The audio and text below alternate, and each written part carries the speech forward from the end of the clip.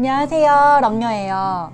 지난 시간에 유기견 입양에 대해서 이야기를 하면서 바미에 대한 프로필과 간단한 그 아이의 특징에 대해서 소개를 했었는데, 정말 감사하게도 연락이 몇 분께서 오셨고, 그리고 바미가 입양되었습니다.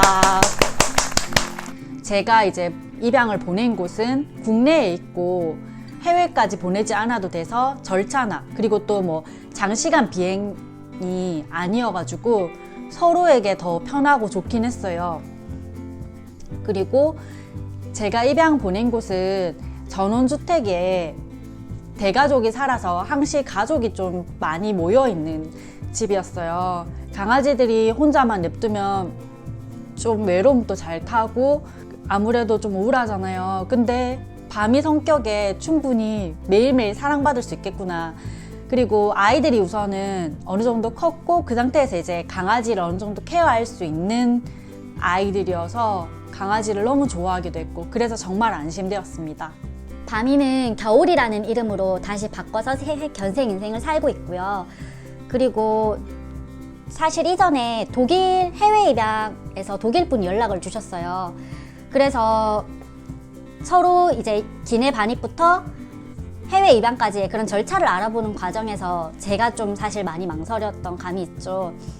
둘 다 이제 7kg 이내 기내 반입이 된다고 해서 시추를 태우려고 하는데, 바미 같은 경우는 5.7kg, 그리고 케이지 무게가 1.2kg, 합해서 7kg인데 이제 주변의 유기견 봉사 단체 장님이나 또 이런 조언들을 해주시는데 기내 반입이 안 된다라는 말이 많더라고요. 생각보다 이게 기준이 엄격해서 케이지가 이렇게 아이가 들어가더라도 그 안에서 편해 보이지 않거나 움직일 수 없으면 탈락이고, 그래서 그 부분이 망설여지고, 무엇보다 준비해야 될 서류도 많아서 실제 제가 이제 가는 동물병원에서 많은 협조를 구해야 했어요.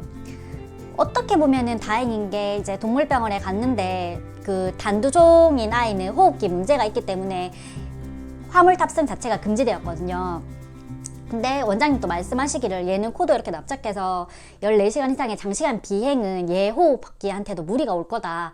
그리고 이제 독일 입양보다는 좀 다른 데 보내는 게 어떻겠냐, 이렇게 먼저 이야기를 해주셔가지고, 독일로 입양하시고 싶은 분에게는 또 죄송하지만은 저 역시도 이제 만약에 다 준비를 다 했는데 기내 반입에서 진짜 그렇게 되면은 이게 서로에게 희망 고문인 것 같아가지고 죄송하지만 저는 못하겠다고 이야기를 했는데, 다행히 그분도 다른 분과 연이되어서 유기견 입양을 진행할 수 있게 되었어요. 그러니까 오로지 이게 제 기준에서는 좀 어렵게 느껴졌는데, 개인으로 인보하고 이렇게 구조해서 보내려고 하다 보니까 실제로 해외로 입양 보내시는 분들은 서류랑 이런 과정들을 좀 더 쉽게 해서 입양을 보내더라고요.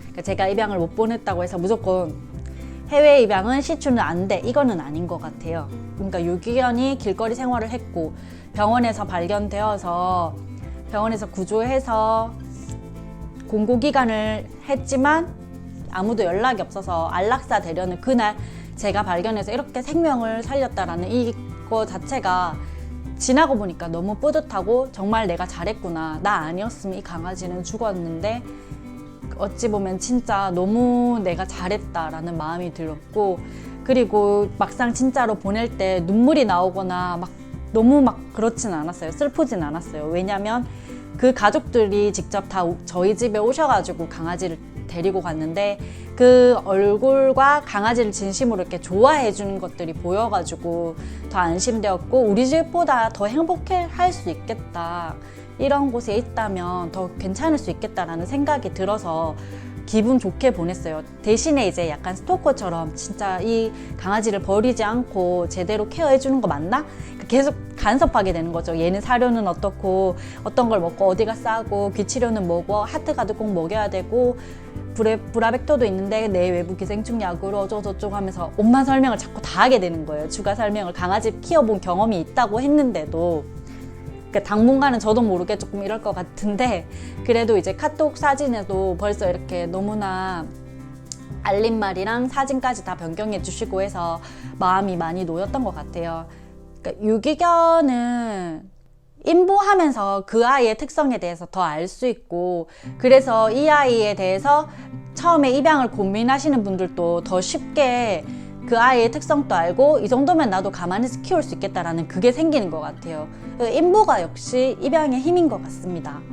그러니까 뭐 저도 강아지를 처음부터 이렇게 막 키우거나 강아지에 대한 사전 정보도 없었는데 인보 활동을 하면서 그래도 강아지가 이런 강아지도 있고 뭐 귓병이 어떻고 이런 거에 대해서 조금씩 알아가고 배워가는 것 같아요. 그러니까 세상에 유기견 자체가 없어져야 하지만 그래도 유기견들이 쉽게 입양을 가려면 저처럼 이렇게 인보의 활동이 분명히 필요한 것 같습니다. 인보는 유기견 입양에 큰 힘이 됩니다. 또 봐요. 따따따따.